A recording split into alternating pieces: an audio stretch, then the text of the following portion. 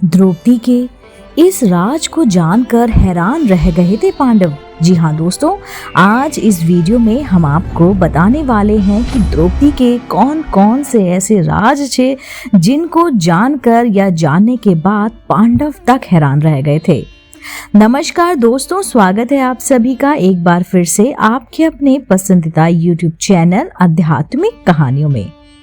दोस्तों, जैसा कि मैंने बताया, आज इस वीडियो में हम द्रौपदी के राज का खुलासा करने वाले हैं। जी हाँ दोस्तों, महाभारत की कहानी में ऐसा बहुत कुछ हुआ जिसकी कल्पना कर पाना भी नामुमकिन है।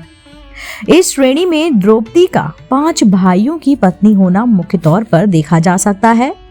ईर्ष्या, धन संपत्ति का लालच, मानसिक भटकाव, प्रतिशोध की भावना, घमंड और मानसिक द्विध सभी तत्व इस कहानी में मौजूद हैं। महाभारत की कहानी की अलग अलग विद्वान अलग अलग तरह से व्याख्या करते हैं। महाभारत से संबंधित कई लोकप्रिय कथाएं भी मिलती हैं। इसी श्रेणी में एक है जाम्बुल अध्याय, जिसमें द्रौपदी अपने राज का खुलासा करती है। द्रौपदी 5 पांडवों की पत्नी थी, लेकिन वह अपने 5 पतियों को एक समान प्यार नहीं करती थी। वह सबसे ज्यादा अर्जुन को प्रेम करती थी, लेकिन दूसरी तरफ अर्जुन द्रौपदी को वह प्यार नहीं दे पाए क्योंकि वह कृष्ण की बहन सुभद्रा से सबसे ज्यादा प्यार किया करते थे। एक प्रचलित कथाएं के मुताबिक पांडवों के निर्वासन के 12वें वर्ष के दौरान द्रौपदी ने एक पेड़ पर पके हुए जामुनों का गुच्छा लटकते हुए देखा। द्रौपदी ने तुरंत ही इसे तोड़ लिया। जैसे ही द्रौपदी ने ऐसा किया, भगवान कृष्ण वहां पर पहुंच गए। भगवान श्री कृष्ण ने बताया कि इसी फल से एक साधु अपने 12 साल का उपवास तोड़ने वाले थे। द्रौपदी ने फल तोड़ तो लिया, जिससे पांडव साधु के कोप का शिकार हो सकते थे। यह सुनकर पांडवों ने श्री कृष्ण से गुहार की। श्री कृष्ण ने कहा कि इसके लिए पांडवों को पेड़ के नीचे जाकर केवल सच वचन बोलने होंगे। भगवान कृष्ण ने फल को पेड़ के नीचे रख दिया और कहा, अब हर किसी को अपने सारे राज खोलने होंगे। अगर हर कोई ऐसा करेगा तो फल ऊपर पेड़ में वापस लग जाएगा और पांडव साधु के प्रकोप से बच जाएंगे। सबसे पहले श्री कृष्ण ने युधिष्ठिर को बुलाया। युधिष्ठिर ने कहा कि दुनिया में सत्य, ईमानदारी, सहिष्णुता का प्रसार होना चाहिए, जबकि बेईमानी और दुष्टता का सर्वनाश होना चाहिए। युधिष्ठिर ने पांडवों के साथ हुए सभी बुरे घटनाक्रमों के लिए द्रौपदी को जिम्मेदार भी ठहराया। युधिष्ठिर के सत्य वचन कहने के बाद फल जमीन से 2 फीट ऊपर आ गया। अब श्री कृष्ण ने भीम को बुला। साथ ही साथ श्री कृष्ण ने भीम को चेतावनी दी कि अगर तुमने झूठ बोला तो फल जलकर राख हो जाएगा। भीम ने सबके सामने स्वीकार किया कि खाना, लड़ाई, नींद और संभोग के प्रति उसकी आसक्ति कभी कम नहीं होती। भीम ने कहा कि वह धृतराष्ट्र के सभी पुत्रों को मार देंगे। युधिष्ठिर के प्रति उनके मन में बहुत श्रद्धा है, लेकिन जो भी उनके गधे का अपमान करेगा वह उसे मृत्यु के घाट उतार देंगे। इसके बाद फल 2 फीट और ऊपर चला गया। अब अर्जुन की बारी थी। अर्जुन ने कहा कि प्रतिष्ठा और प्रसिद्धि मेरी जिंदगी में सबसे ज्यादा मुझे प्रिय है।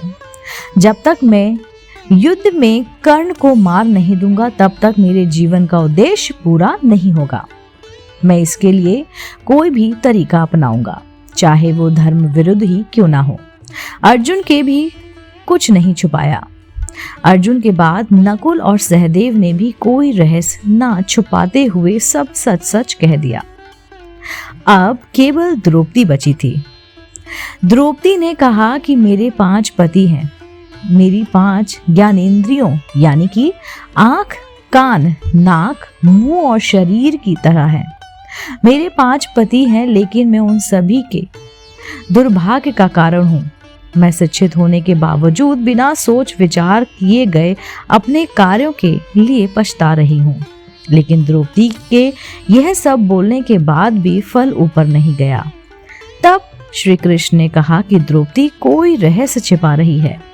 तब द्रौपदी ने अपने पतियों की तरफ देखते हुए कहा, मैं आप पांचों से प्यार करती हूँ, लेकिन मैं किसी छठवें पुरुष से भी प्यार करती हूँ।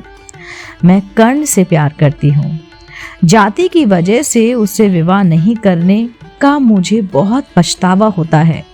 अगर मैंने कर्ण से विवाह किया होता तो शायद मुझे इतने दुख नहीं झेलने पड़ते। तब शायद मुझे इस तरह से कड़वे अनुभवों से होकर नहीं गुजरना पड़ता। यह सुनकर पांचों पांडव हैरान रह गए, लेकिन किसी ने भी कुछ नहीं कहा। द्रौपदी के सारे रहस्य खोलने के बाद श्री कृष्ण के कहे अनुसार फल वापस पेड़ पर पहुंच गया। इस घटना के बाद से पांडवों को यह एहसास हुआ कि 5 बहादुर पतियों के होने के बावजूद वे अपनी पत्नी की जरूरत के समय रक्षा करने नहीं पहुंचे। जब द्रौपदी को उनकी सबसे ज्यादा जरूरत थी तो वे कभी उनके साथ खड़े नहीं हुए। इस पौराणिक कहानी का एक निहितार्थ यह भी हो सकता है कि हर किसी के कुछ राज होते हैं जिन्हें वह खुद तक सीमित रखता है। कई बार ये राज अपनों को चोट पहुंचाने के डर से छिपा कर रखे जाते हैं। दोस्तों, उम्मीद करती हूँ आपको आज की कहानी द्रौपदी के इन राज को जानकर क्यों रह गए थे पांडव हैरान जरूर पसंद आई होगी।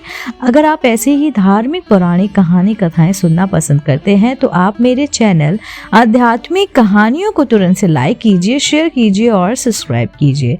मैं आपको मिलती हूँ जल्द ही इसी चैनल पर नई रोचक जानकारी और कहानी के साथ। आप देख रहे थे आपका अपना पसंदीदा YouTube चैनल आध्यात्मिक कहानियां।